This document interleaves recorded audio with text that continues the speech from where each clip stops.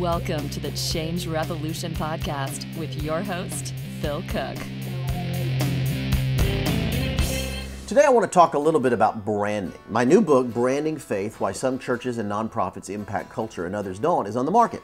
And so branding is a real focus where I've been thinking lately and where I think you can make a dramatic difference in the work that you do in the media.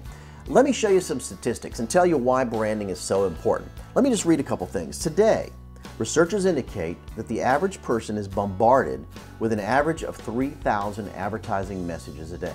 Through print, through TV, through the web, through all kinds of sources, billboards, driving by on the highway, we're being bombarded with media messages. The average American family today watches TV and surfs the web an average of 7 hours a day. In fact, by the time a young person is 18 years old, some researchers indicate they've seen at least 100,000 beer commercials on television.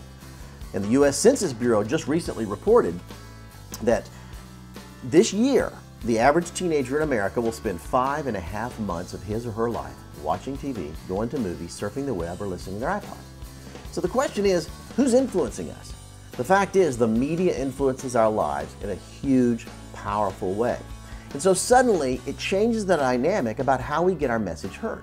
If you're running a nonprofit organization, if you're part of a church, if you're part of a ministry, religious ministry, how do you tell your story? How do you share your faith out there in a media-driven culture? And that's what we want to look at. It's about branding. Branding is simply this. Let me say this. Branding is not evil. A lot of people, Naomi Klein wrote the book No Logo, and her viewpoint is all branding is bad. Branding is corporate evil. Branding exploits workers in Southeast Asia. Branding takes advantage of people. Branding is controlling our life. That's not the case. Certainly there are corporations doing nasty stuff out there. Certainly there are evil things done in the name of branding. But the fact is, branding, when you narrow it down, all branding is a compelling story that surrounds a person, a product, or an organization. Oprah has a brand. In fact, I found out how powerful her brand was when we recently did a commercial and we wanted a shot of Oprah in the commercial. And it was very, very difficult just to get permission to use that photograph of Oprah. She controls her brand very carefully because she knows how powerful it is. Tom Cruise has a brand. Nike tennis shoes has a brand. Apple Computer has a brand. Starbucks has a brand. It's a compelling story that surrounds them. With Nike, it's the spirit of the athlete.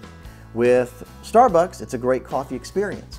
So, what compelling story surrounds you? In other words, what do people think of when they think of you? What do people think of when they think of you? I ask that question to a lot of pastors and ministry leaders and nonprofit leaders. And you need to decide what is the brand story that surrounds what you do. What do people think of when they think of you? And as we study branding, particularly over the next number of podcasts, we're going to be talking about the issues related to branding and how to tell our story in a media-driven culture. The next episode is going to be about choice because branding comes out of choice. The fact is, in most cases, we have an unlimited choice of anything we want. Tennis shoes, cars, computers, churches. There's a huge choice out there, and so branding helps us distinguish in that sea of choices. So stay tuned over the next few podcasts because I think it's going to be a very compelling look at how to share your faith in a media-driven culture. Join us for more of this conversation at Phil's Change Revolution blog at philcooke.com. That's PHILCOOKE.com. And keep checking this podcast for more up-to-date dispatches from the front lines of media, faith, and culture.